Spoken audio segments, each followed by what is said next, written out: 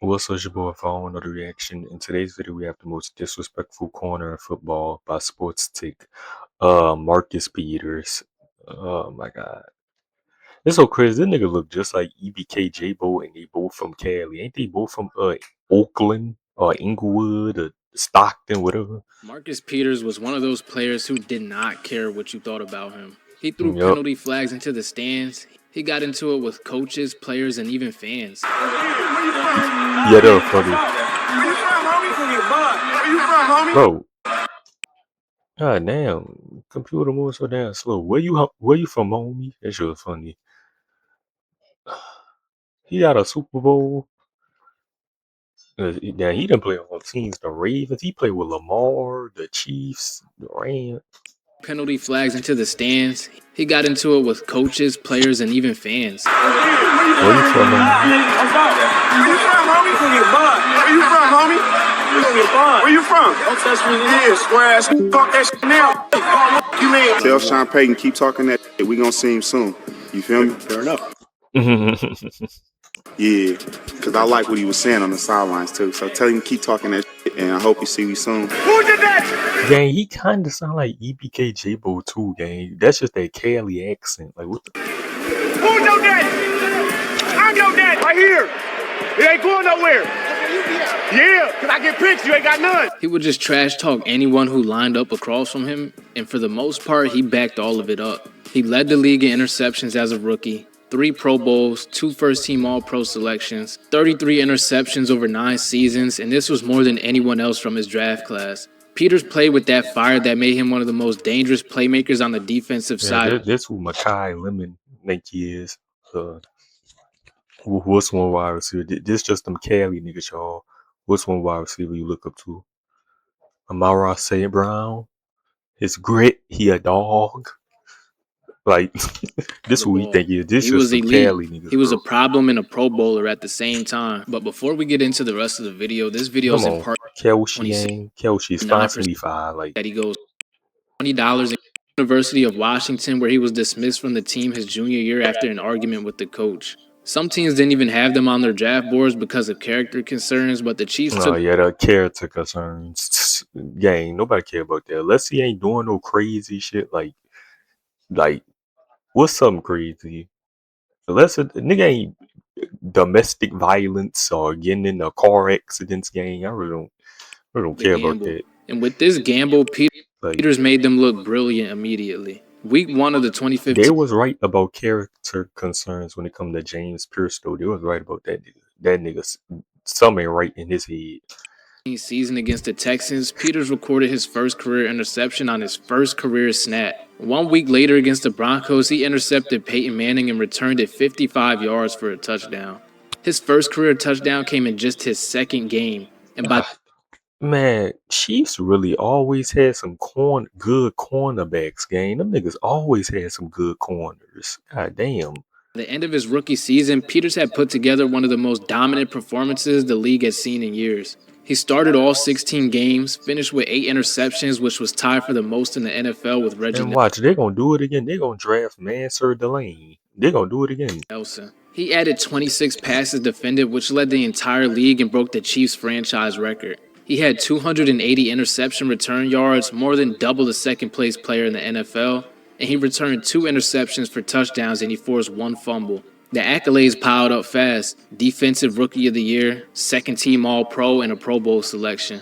Peters became just the 4th player in Chiefs history to earn Defensive Rookie of the Year, joining Dale Carter, Bill Moss, and Hall of Famer Derek Thomas. He intercepted Brian Hoyer during a 30-0 blowout of the Texans in the wildcard round. Kansas City lost to the Patriots the following week, but Peters had already proven that he belonged. His second season was just as dominant. In 2016, Peters recorded 6 interceptions, 20 passes defended, and 1 forced fumble across 15 games. He made his second consecutive Pro Bowl and was named first-team All-Pro. In just his second season, Peters was already considered an elite corner in the NFL. Over his first 3 seasons in Kansas City, Peters recorded 19 interceptions, and that was more than any other player in the league during that span. He led all corners in positive graded coverage plays according to PFF, and while Peters was creating turnovers at a historic rate, the chaos was building behind the scenes. December 3rd, 2017, Chiefs vs. Jets at MetLife. Kansas City was holding on to a 31-30 lead late in the fourth quarter, but the Jets kept getting chances.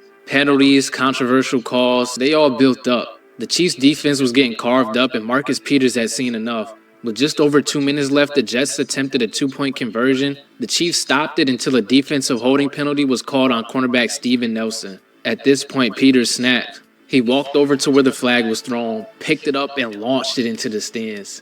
Some fan walked away with an NFL souvenir that they'll never forget. Peters was flagged for unsportsmanlike conduct, and the penalty was declined in favor of the holding call. The Jets converted the two-point attempt on the next play, and here's where it got weird. Peters allegedly thought he was being ejected, Y'all saw they talking about bringing back replacement refs. Oh hell no. so he walked off the field and into the locker room. But he wasn't ejected. The officials never threw him out, but Peters just left anyway. A chief staffer had to go get him and bring him back, but when Peters returned to the sideline minutes later, he wasn't wearing any socks and he gave his gloves to a fan on the way out. He stood on the sideline sockless, watching his team lose 38-31. Marcus Peters has returned to the sideline without socks.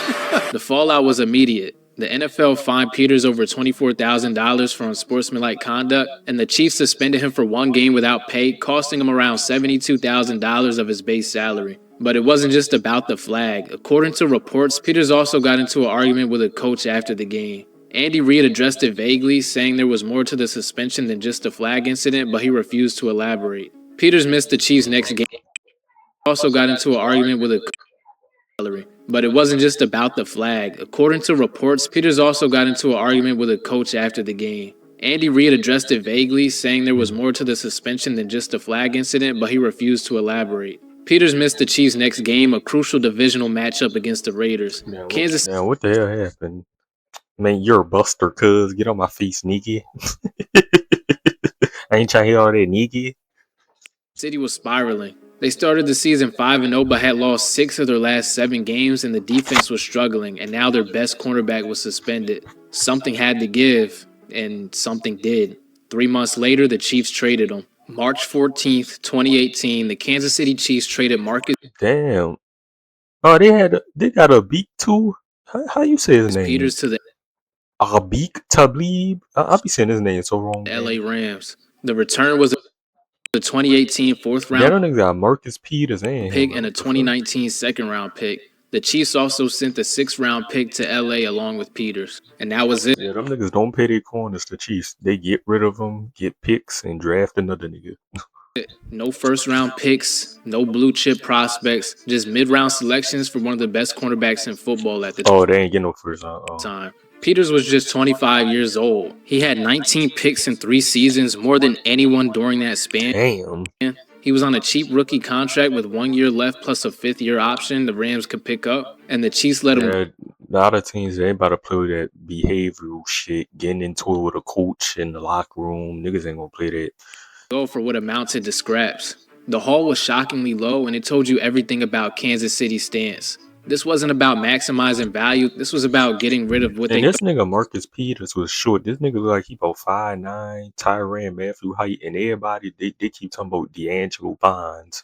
Oh, he gonna get burnt. Bro, I seen that nigga ran like a 4.2, y'all. That nigga ran like a 4.28. Bro, I think that nigga gonna be nice in the league, bro.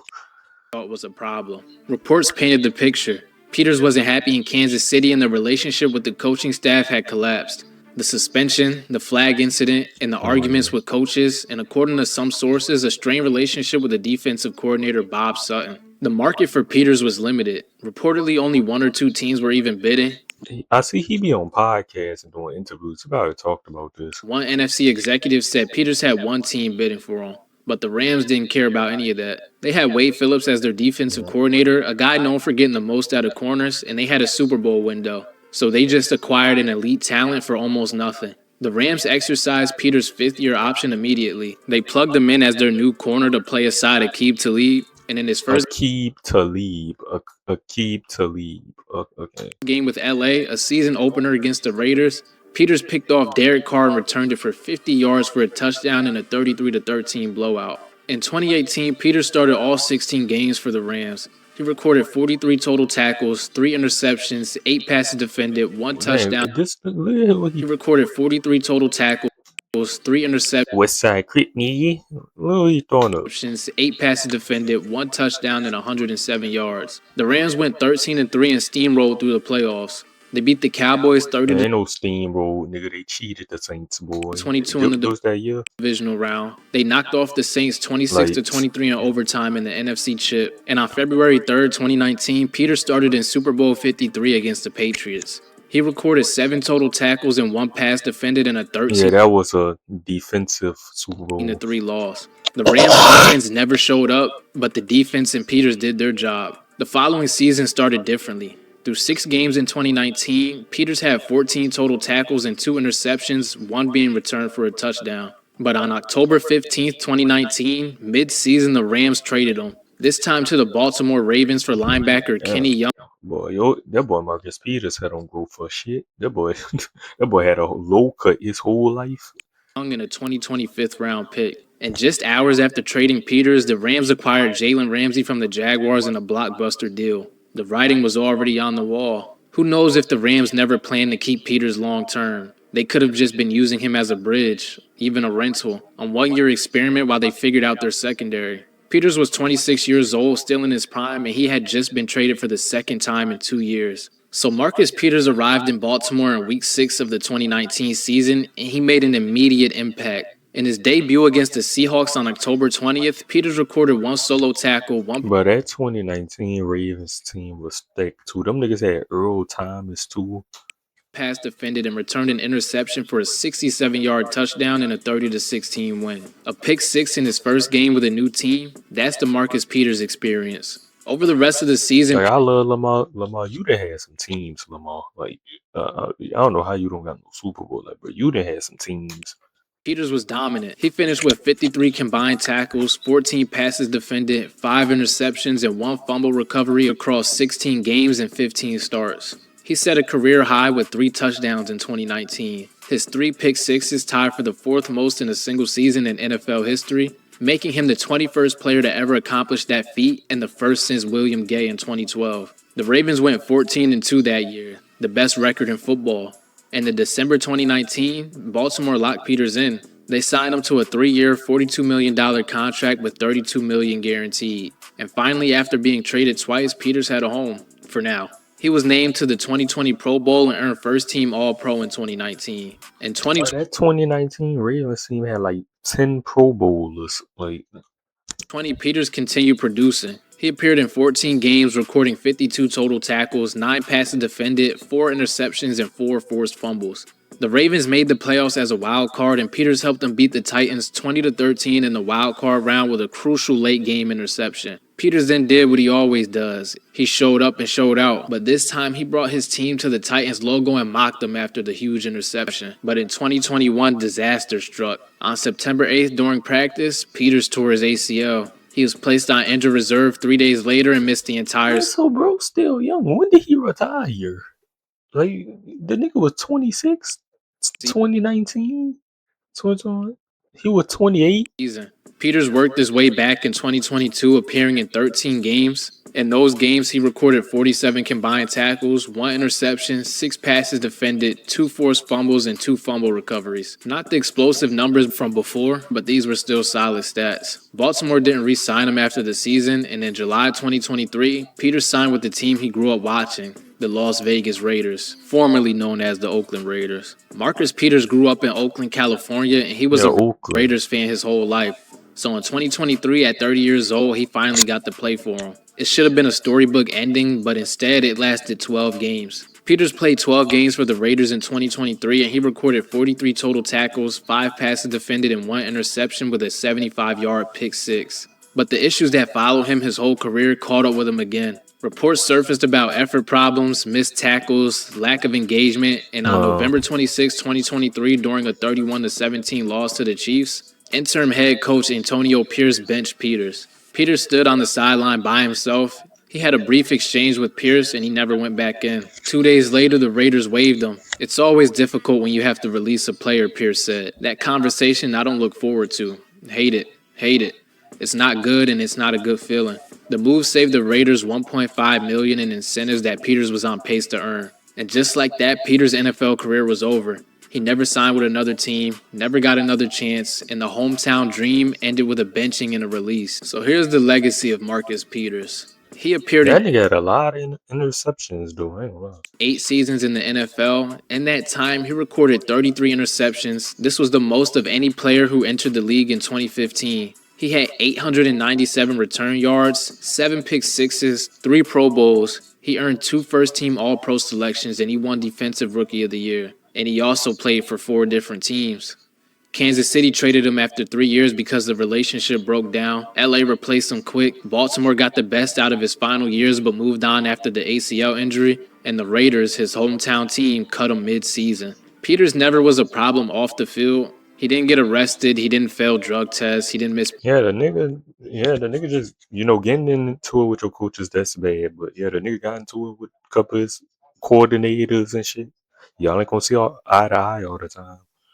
Practice, but he challenged authority. He talked this talk, but he also did walk the walk. He got into it with coaches and he got into it with players. The same fire that made him one of the best ball hawking corners in football eventually burns bridges. Peters led the league in interceptions as a rookie. He created turnovers at a rate almost nobody could match, but teams kept moving on. Peters was a reminder that talent alone isn't always enough. And when you play by your own rules, the league eventually stops making exceptions. Marcus Peters Yeah. is one of my favorite corners all time just based off the fact that he was always talking shit. And he also had the play to back it up. And that's it. I hope.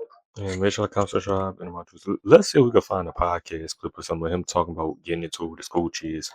Short.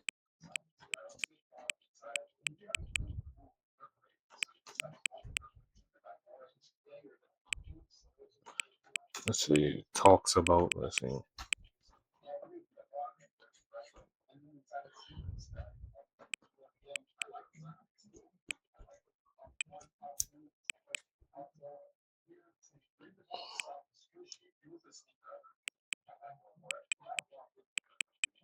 Marcus Peters interview as NBA person.